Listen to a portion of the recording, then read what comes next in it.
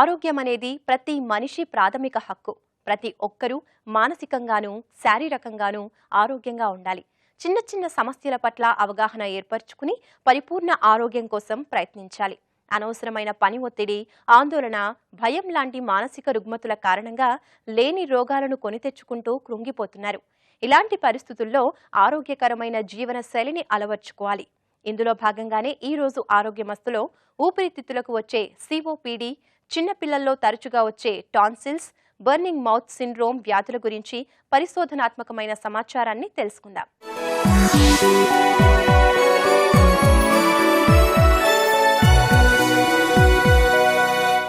తినే ఆహారం, తాగే నీరు, పీల్చే గాలి కూడా పరిశుభ్రంగా ఉండాలి. లేకపోతే ఊపిరితిత్తులు దెబ్బతిని వాటి పని సామర్థ్యం తగ్గిపోతూ ఉంటుంది. చివరికి ఇది సిఓపిడిగా మారే అవకాశాలు ఉన్నాయి.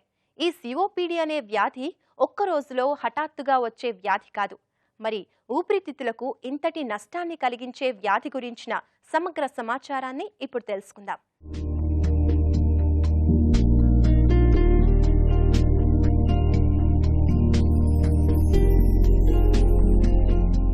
ఊపిరితిత్తులు శరీరంలోని ఛాతీ భాగంలో గుండెకు ఇరువైపులా అమర్చబడి ఉంటాయి.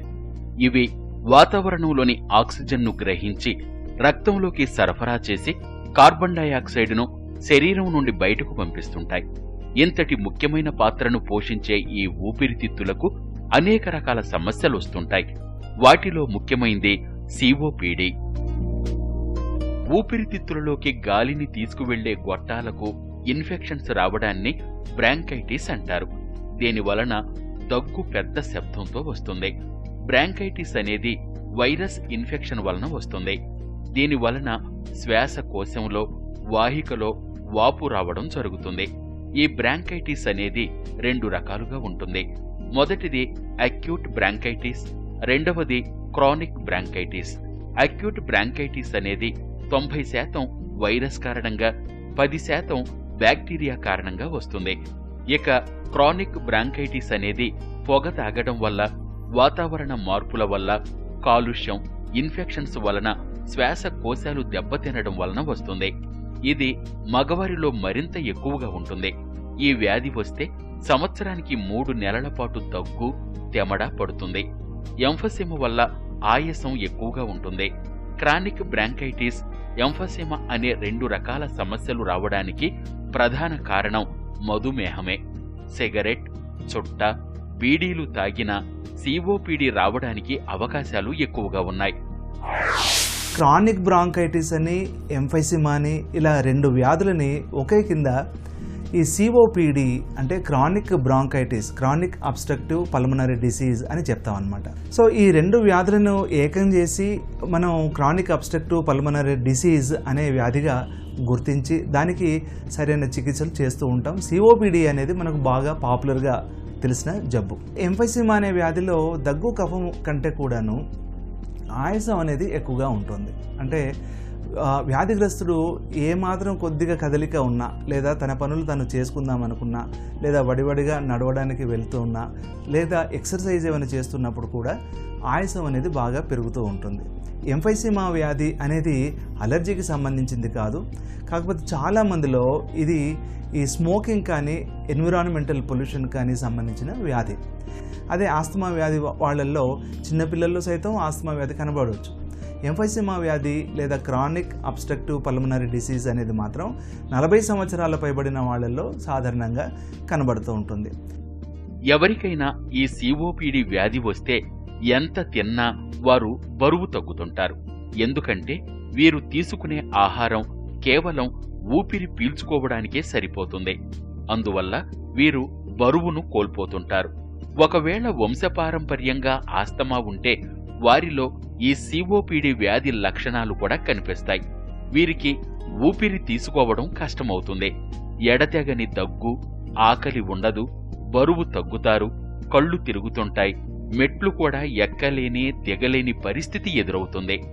ఈ వ్యాధి ఉన్నప్పుడు జలుబు, ఛాతీ ఇన్ఫెక్షన్స్ వస్తే వీటి నుండి కోలుకోవడానికి చాలా సమయం పడుతుంది.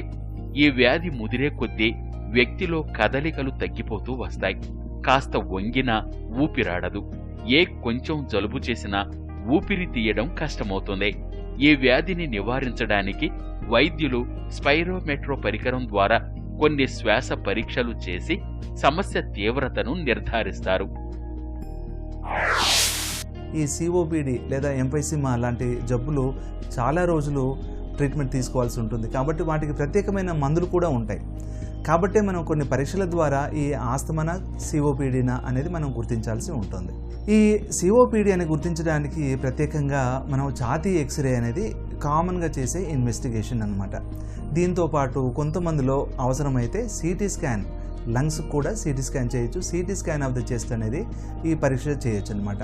దాంట్లో మనకు చాలా మైన్యూట్ వివరాలు కూడా తెలుస్తూ ఉంటాయి. ఎక్స్రేలో కనిపించని కొన్ని జబ్బులు, ఈ మైన్యూట్ డీటెయిల్స్ అన్నీ కూడాను సిటీ స్కాన్లో కనబడుతూ ఉంటాయి. కొన్నిసార్లు కొంతమందిలో ఎంఫైసెమాటస్ బుల్లా అంటాం, అంటే ఆ ఏరియాస్ ఆఫ్ లంగ్లో బాగా డ్యామేజ్ అయిపోయి ఎయిర్ ఫిల్డ్ క్యావిటీస్గా కనబడతాయి అన్నమాట. సో అవి సైజుల్లో కూడాను తేడాలు ఉంటాయి. కొంతమందిలో 1 సెంటీమీటర్, కొంతమందిలో 10 సెంటీమీటర్స్ వరకు కూడా ఉండే ఛాన్సులు ఉన్నాయి. సో ఇలాంటి వివరాలన్నీ మనకు ఈ సిటీ స్కాన్లో దొరుకుతాయి. అదేవిధంగా lung function test, pulmonary function test అనే ఒక ప్రత్యేకమైన పరీక్ష కూడా వీళ్ళలో చేయాల్సి ఉంటుంది. Diffusing capacity of the lung అనేది కూడా చేయాల్సి ఉంటుంది. ఈ పల్మనరీ ఫంక్షన్ టెస్ట్ అనేది బాగా శ్వాస తీసుకుని మిషన్లో ఊదడం ద్వారా మనకు తెలిసిపోతుంటాయి అన్నమాట. అయితే దాంట్లో ఎన్నో పారామీటర్లు చూస్తుంటాం. ముఖ్యమైన పారామీటర్స్లో ఈ రివర్సబిలిటీ అనేది చూస్తూ ఉంటాం అన్నమాట. ఈ బ్రాంకోడైలేటర్ అనే ఒక మందును మనం ఇచ్చిన తర్వాత ఇవ్వకన్నా ముందు దాంట్లో తేడాలను బట్టి ఈ రివర్సబిలిటీ అనేది ఉందా లేదా, శ్వాసనాళాలు మళ్ళీ నార్మల్ స్థాయికి రాగలుగుతాయా లేదా అనేది చూడడమే ఈ పల్మనరీ ఫంక్షన్ టెస్ట్లో ప్రత్యేకత అన్నమాట. చిన్న చిన్న వ్యాయామాలు చేసేటప్పుడు కూడా శ్వాస తీసుకోవడం కష్టంగా ఉన్నప్పుడు ఎంతకీ తగ్గని నొప్పి, ఊపిరితిత్తుల పనితీరు సరిగా లేదని చెప్పడానికి సంకేతాలుగా కనిపిస్తాయి. కాబట్టి డాక్టర్ దగ్గరికి వెళ్లి పల్మోనరీ ఫంక్షన్ టెస్ట్ చేయించుకుంటే ఊపిరితిత్తుల పనితీరు ఎలా ఉందో తెలుస్తుంది. ఇవే కాక కళ్ళె పరీక్ష, ఎక్సరేలు తీయడం వల్ల బొల్లాలను గుర్తిస్తారు. బొల్లాలు ధూమపానం చేయటం వల్ల ఊపిరితిత్తుల్లో పాడైపోయిన చిన్న చిన్న వాయుకోశాలు కలిసిపోయి పెద్ద తిత్తిలా ఏర్పడతాయి.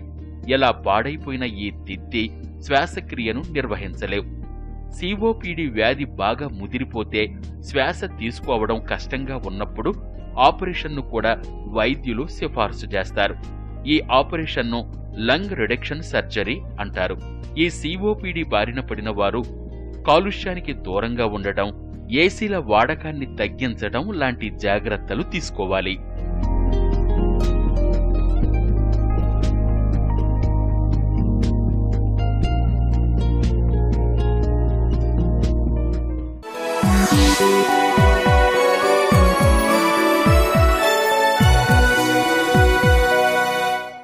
శరీరానికి లింపు గ్రంథులు ఆర్మీలుగా పనిచేస్తాయి.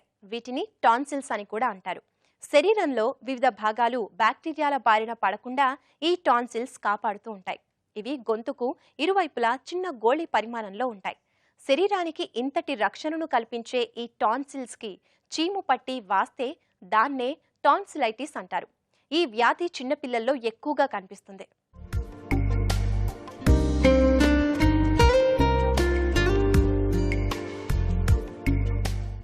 టాన్సిల్స్ అనేవి శోషరస కణజాలానికి ఇరువైపులా చిన్న గడ్డల్లా ఉంటాయి.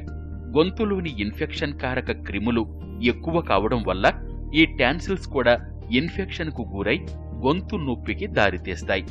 చల్లని పానీయాలు, చల్లగాలి పడకపోవడం వల్ల టాన్సిల్స్ సమస్య మొదలవుతుంది. వీటికి చీము పట్టడానికి కారణం బ్యాక్టీరియా. ఇది పీల్చే గాలి ద్వారా శరీరంలోకి ప్రవేశిస్తుంది. బ్యాక్టీరియా వలన టాన్సిల్స్ కు ఇన్ఫెక్షన్స్ సోకి వాపు వస్తాయి. ఇవి ఎరుపు రంగులో కనిపిస్తాయి. ఈ టాన్సిల్స్ రావడానికి మరొక కారణం ఓరల్ యాక్టివిటీ క్లీన్ గా లేకపోవడం. అంటే ఏదైనా ఆహారం తీసుకున్న తర్వాత నోటిని శుభ్రపరుచుకోకపోవడం వల్ల వస్తాయి. ఇవి అందరిలోనూ ఉంటాయి. పిల్లల్లో ఇవి వాపులా ఉండవచ్చు. వయసు పెరుగుతున్న కొద్దీ ఇవి క్షీణిస్తుంటాయి. టాన్సిల్స్ అంటే ఇది థ్రోట్లో ఉన్న లింఫాటిక్ టిష్యూ అండి. లింఫాటిక్ టిష్యూ ఈ ఒక ప్రత్యేకమైన కణజాలము. ఇది రోగ నిరోధక శక్తి పెంపొందించే ఒక ముఖ్యమైన కణజాలం. యాంటీబాడీస్ను ప్రొడ్యూస్ చేసి మన ఫుడ్ అండ్ ఎయిర్ ప్యాసేజ్ను గేట్వే లాగా కాపాడుతూ ఉంటాయి అన్నమాట. మనం తీసుకున్న ఆహారంలో కానీ పీల్చే గాలిలో కానీ ఉండే క్రిములు లేదా బ్యాక్టీరియా మన బాడీలో ఎంటర్ అయినప్పుడు గాలి ద్వారా కానీ ఆహారం ద్వారా కానీ వెళ్ళినప్పుడు ఈ టాన్సిల్స్ అనేవి ఇవి గొంతులోనే కాకుండా ముక్కు వెనక భాగంలో ఉంటాయి, వాటిని అడినైడ్స్ అంటారు. నాలుక వెనక భాగంలో ఉంటాయి, వాటిని లింగోల్ టాన్సిల్స్ అంటారు. సో ఇవి మానిటర్ చేస్తూ ఉంటాయి అన్నమాట.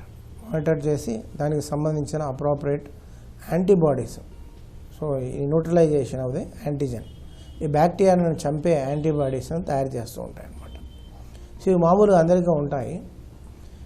పర్టికులర్లీ స్కూల్ గోయింగ్ చిల్డ్రన్లో ఈ ఇన్ఫెక్షన్స్ ఎక్కువ రావడం వల్ల, ఈ థ్రోట్ ఇన్ఫెక్షన్స్ అవి మామూలుగా ఎక్కువ వస్తూ ఉంటాయి అన్నమాట. సో అప్పుడు టాన్సిల్స్ వచ్చాయి అని అంటుంటారు అన్నమాట. సో దాంతో ఏంటంటే గొంతు నొప్పి, జ్వరం, తర్వాత మింగటం కష్టం అవ్వటం ఇలాంటివి జరుగుతూ ఉంటాయి. మామూలుగా ఇది పిల్లల్లో సహజంగా చూస్తుంటాము. టాన్సిల్స్ కు చీము పడితే అవి దేహ భాగాన్ని రక్షించే విధులను సరిగా నిర్వర్తించలేకపోతాయి. దీనిని సరైన సమయంలో గుర్తించి చికిత్స చేయించుకోకపోతే అవి దీర్ఘకాలిక వ్యాధిగా మారే అవకాశాలున్నాయి. ఈ టాన్సిల్స్ రావడానికి అనేక కారణాలున్నాయి. అపరిశుభ్ర వాతావరణం, కిక్కిరిసిన పరిసరాలు, దుమ్ము, ధూళి ద్వారా శరీరంలోకి ప్రవేశించే వైరస్లు, బ్యాక్టీరియాలు. గొంతు భాగంలో వాపు ఎర్రగా కనిపిస్తుంది.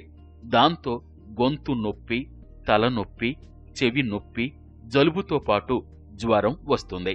కొన్నిసార్లు మంచినీళ్లు త్రాగడానికి కూడా కష్టమవుతుంది. గొంతు బొంగురుబోతూ తడి ఆరిపోతుంటుంది. నీరసం, చికాకు, గొంతు వెలుపల దవడల కింద బిళ్లలు వచ్చి నొప్పి వస్తుంది. ఈ టాన్సిల్స్ ఉన్నప్పుడు తేలికైన ఆహారాన్ని తీసుకోవాలి. పిల్లల్లో తరచుగా వచ్చే ఈ సమస్యను గుర్తించి తల్లిదండ్రులు తగిన వైద్యం ఇప్పించాలి. రోగ నిరోధక శక్తి తక్కువగా ఉన్న వారిలో ఈ సమస్య ఎక్కువగా కనిపిస్తుంది. ఆపరేషన్ అనేది టాన్సిల్స్ ఉన్న వాళ్ళకు కంపల్సరీ కాదండి. ఆపరేషన్ ఎప్పుడు చేయాలంటే మెడికల్ ట్రీట్మెంట్కు మనకు రెస్పాన్స్ రావటం లేదు అంటే అప్పుడు ఆపరేషన్ చేసుకోవాల్సి వస్తుంది. టాన్సిల్ ఇన్ఫెక్షన్ అనేది కామన్గా బ్యాక్టీరియల్ ఇన్ఫెక్షన్ కాబట్టి యాంటీబయాటిక్స్తో మనకు రిలీఫ్ వస్తుంది. సో ఇప్పుడు ఒక పర్సన్కు టాన్సిల్ ఇన్ఫెక్షన్ వస్తుంది, టాన్సిలైటిస్ వస్తుంది, దానివల్ల జ్వరము, గొంతు నొప్పి అలాంటిది ఉంది అంటే ఇమీడియట్గా యాంటీబయాటిక్ పెన్సిలిన్ కానీ ట్రీట్మెంట్ ఇవ్వచ్చు.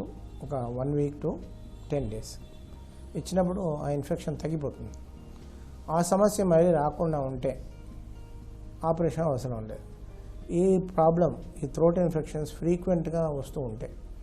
For example every month infection రావటం కానీ ఎవరీ ఆల్టర్నేట్ మంత్ ఇన్ఫెక్షన్ వస్తుంటే అలాగా 2-3 ఏళ్ళు ఫ్రీక్వెంట్గా వస్తుందంటే దానివల్ల హెల్త్ స్పాయిల్ అయ్యే అవకాశం ఉంది, స్కూలు కూడా దెబ్బతినే అవకాశం ఉంది. అలాంటి వాళ్లకు ఆపరేషన్ చేయటం వల్ల ఈ సమస్య నుంచి బయటపడి ది చైల్డ్ బికమ్స్ హెల్తీ అన్నమాట. సంవత్సరం లోపు పిల్లల్లో ఈ ఇన్ఫెక్షన్ చాలా అరుదుగా వస్తుంది. సంవత్సరం లోపు పిల్లల్లో ఈ టాన్సిల్స్ చాలా చిన్నవిగా కనిపిస్తాయి. వయసుతో పాటు పెరుగుతూ 4 నుంచి 7 సంవత్సరాల మధ్య వయసులో వీటి పరిమాణం పెరుగుతుంది. ఈ వ్యాధి రాకుండా ఉండాలంటే పిల్లలకు పరిశుభ్రమైన ఆహారం, నీరు మరియు ఇంట్లోకి గాలి, వెలుతురు బాగా వచ్చేలా చూసుకోవటం లాంటి జాగ్రత్తలు తప్పనిసరిగా తీసుకోవాలి. ఈ సమస్య కొన్నిసార్లు పెద్దవారిని కూడా వేధిస్తుంది. కాబట్టి సమస్య వచ్చినంత మాత్రం చేత బాధపడకండి. తగిన జాగ్రత్తలు తీసుకుంటే ఈ సమస్యకు దూరంగా ఉండవచ్చు.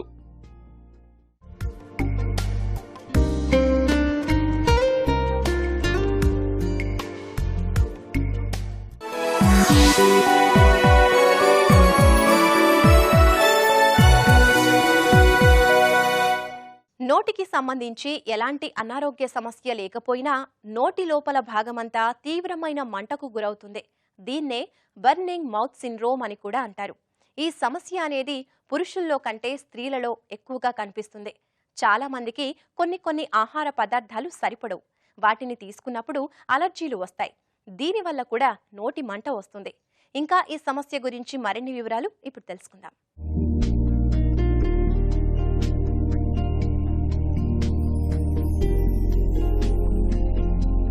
నోటి మంట అనేది నేడు చాలా మందిని ఇబ్బంది పెడుతున్న సమస్య.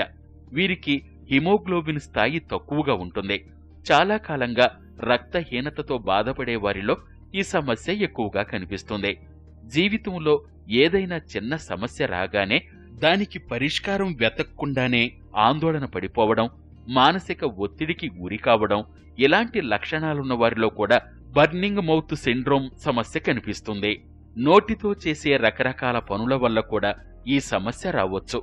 జీర్ణకోశం నుండి ఆహార పదార్థాలు పైకి ఎగదన్నుతూ వచ్చే గ్యాస్ట్రో ఇసోఫేజియల్ రిఫ్లెక్స్ డిసీజ్ ఉన్నవారిలో నోటి మంట అనేది అధికంగా కనిపిస్తుంది.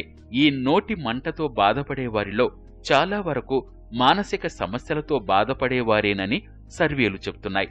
నోటి మంట వల్ల దంతాలు ఊడిపోయి డెంచర్స్తో బాధపడుతున్న వారిలో కూడా కనిపిస్తుంది. స్త్రీలలో హార్మోన్లలో మార్పులు వచ్చినప్పుడు ఈ సమస్య మొదలవుతుంది. లాలాజల గ్రంథుల పనితీరులో లోపాలున్నా కూడా ఈ బర్నింగ్ మౌత్ సిండ్రోమ్ సమస్య మొదలవుతుంది. ఇది ఒక కాంప్లికేటెడ్ వ్యాధి. నోటిలో ఎక్కువ మంటగా ఉంటుంది. నోట్లో మంట ఎక్కడైనా రావచ్చు. నోటి పైభాగంలో కానీ కింది భాగంలో కానీ ఎక్కడైనా రావచ్చు. ఈ నొప్పికి 2 కారణాలున్నాయి. మొదటిది ప్రైమరీ కాజ్, రెండవది సెకండరీ కాజ్. ప్రైమరీ కాజ్ వల్ల నాలుకకు సంబంధించిన నరాలు దెబ్బతింటాయి. దీనివల్ల నోట్లో బర్నింగ్ మౌత్ సెన్సేషన్ కనిపిస్తుంది. సెకండరీ కాజ్ వల్ల హార్మోన్లలో మార్పులు, ఫుడ్ ఎలర్జీ, ఆ తర్వాత పోషకాహార లోపం, B1, B2, B3, B6, B12 మరియు ఫోలిక్ యాసిడ్, ఆ తర్వాత నోట్లో ఈస్ట్ ఇన్ఫెక్షన్ వల్ల మంట వస్తుంది. బీపీ అంటే బ్లడ్ ప్రెషర్కు వాడే మందుల వల్ల కూడా ఈ బర్నింగ్ మౌత్ సిండ్రోమ్ సమస్య రావచ్చు. ఈ నోటి మంట వచ్చినప్పుడు నోటి భాగమంతా తీవ్రమైన మంటకు గురవుతుంది. ఈ సమస్య అనేది ఎక్కువగా నోటిలో పైభాగంలో, నాలుక పైన ముందు భాగంలో, నాలుక కింది భాగంలో ఎక్కువగా కనిపిస్తుంది. ఈ సమస్య వచ్చినప్పుడు కనిపించే లక్షణాలను చూద్దాం. నోటిలో మంటగా ఉంటుంది. వేడి పానీయాలు తీసుకున్నప్పుడు గొంతులో మంటగా అనిపిస్తుంది. నోరు ఎండిపోతుండడం, నోటిలో కొంత భాగంలో స్పర్శ తగ్గిపోతుండడం, ఇలాంటి లక్షణాలు నోటి మంట సమస్య ఉన్నవారిలో కనిపిస్తుంది. కొంతమందికి నోరు చేదుగా ఉంటుంది. నోటి మంట అనేది ఉదయం పూట తక్కువగా ఉండి సాయంత్రం పెరుగుతుంది. ఈ నోటి మంటకు అనేక కారణాలున్నాయి. ఈ వ్యాధి నిర్ధారణకు సంబంధించి ఎన్నో పరీక్షలున్నాయి. పేషెంట్ మెడికల్ కండిషన్స్ని బట్టి రక్త పరీక్ష, వారికేమైనా డయాబెటీస్, హైపోథైరాయిడిజం లేదా ఇతర ఏ వ్యాధులున్నా రక్త పరీక్షలు చేయాల్సి వస్తుంది. తరువాత ఓరల్ స్వాబ్ పరీక్ష చేయాలి. ఈ పరీక్ష వలన వ్యాధికి సంబంధించిన లక్షణాలు కనిపిస్తాయి. తర్వాత బయాప్సీ పరీక్ష చేయాలి. ఈ పరీక్షలన్నీ వ్యాధి నిర్ధారణకు సహకరిస్తాయి. ఈ సమస్యకు పూర్తి నివారణ లేదు, కానీ దీనికున్న అసౌకర్యాన్ని తగ్గించవచ్చు. డయాబెటీస్, హైపర్ థైరాయిడిజం, జాగ్రెన్ సిండ్రోమ్ లాంటి వ్యాధులన్నింటినీ నిర్ధారణ చేసుకుంటాం. తర్వాత పేషెంట్కేదైనా నొప్పి ఉంటే నొప్పి నివారణ మందులను సజెస్ట్ చేస్తాం. కలత నిద్ర, యాంగ్జైటీ, డిప్రెషన్ లాంటి సమస్యలన్నిటినీ మందుల ద్వారా తగ్గించవచ్చు. ఈ మందుల వాడకం వల్ల పేషెంట్కి మంచి నిద్రతో పాటు ఈ బర్నింగ్ మౌత్ సిండ్రోమ్ నుంచి ఉపశమనం లభిస్తుంది. నోటికి సంబంధించిన వ్యాధులేమైనా ఉన్నా కూడా నోటి మంట వస్తుంది. ఈస్ట్ ఇన్ఫెక్షన్ వల్ల ఈ సమస్య ప్రధానంగా వస్తుంది. మధుమేహం ఉన్నవారిలో, యాంటీబయాటిక్స్ మందులు ఎక్కువగా వాడేవారిలో ఈ సమస్య రావచ్చు. నాలుకపై కనిపించే తెల్లని పొరలను జియోగ్రాఫికల్ టంగ్ అంటారు. ఇది ఉన్నవారిలో కూడా నోటి మంట కనిపిస్తుంది.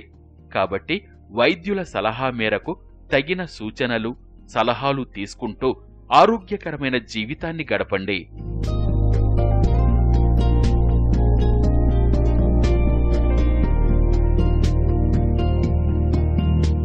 వ్యాధుల పట్ల అవగాహన సంపాదించుకుంటూ ఆరోగ్యకరమైన జీవన శైలిని అలవర్చుకోండి. ఇంటిల్లిపాదితో హాయిగా ఆనందంగా జీవించండి. ఇది ఈ రోజు ఆరోగ్యమస్తు. మరో హెల్తీ టాపిక్తో మళ్ళీ కలుద్దాం. అంతవరకు స్టే హెల్తీ, బీ హ్యాపీ. ఆరోగ్యమస్తు కార్యక్రమాన్ని ఆన్లైన్లో చూడాలనుకునేవారు www.youtube.com/etvlifeindia, అలాగే www.facebook.com/etvlifeindia, అలాగే ట్విట్టర్లో చూడాలనుకునేవారు www.twitter.com/etvlifeindia అని టైప్ చేసి ఈ కార్యక్రమాన్ని చూడొచ్చు.